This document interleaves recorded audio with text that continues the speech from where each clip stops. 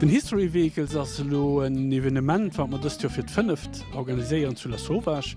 Das Kiwanis Club vun Nächten den organiséiert und das Rassemblement vun Oldtimeren. Net nëmmen Oldtimer méi dat ganz douf gët am Fong zereck gesat an all Zeiten, wo d'Leit sech kënnen undo, wo d'Leit viel Animationioune kreien, alles baséiert op der aller Zeit.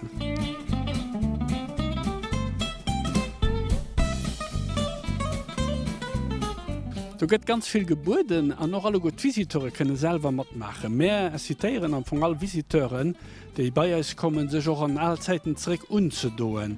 An alle gut die wo so ugedoe kommen, die kriegen vun uns kleine Kado, weil man ganz einfach dat ganz dürft, die ganze Animation alles füllen an die Allzeiten zurücksetzen, wie das dat dürft schon vun sich selber auch dat hier gëtt.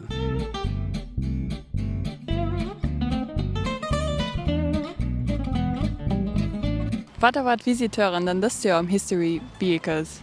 Maja, für die Leute, die mit einem Oldtimer kommen, die können bei der Entrée ein Foto machen, die haben eine spezielle Kulisse, wo sie da fotografiert gehen, wo sie das Foto geschickt kriegen.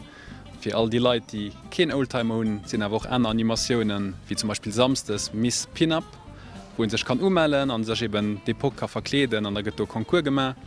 Sonntags gibt es dasselbe für Männer, Dressed Like a Man.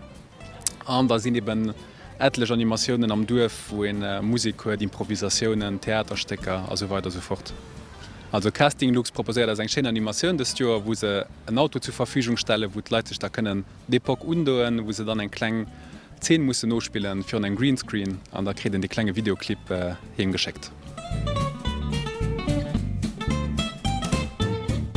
Wat wichtig ist zu sagen, dass der Benefis, den de ganze Weekend engendréiert gëtt, gespennt gëtt. Kiwanis Esch also ein Club, den iwwer ganz Jahr probiert zu heranzukriegen, an déi spend, déi man dann noch verschiedene Assoziationen spenden oder auch direkt an Kanner, die an der Not sind.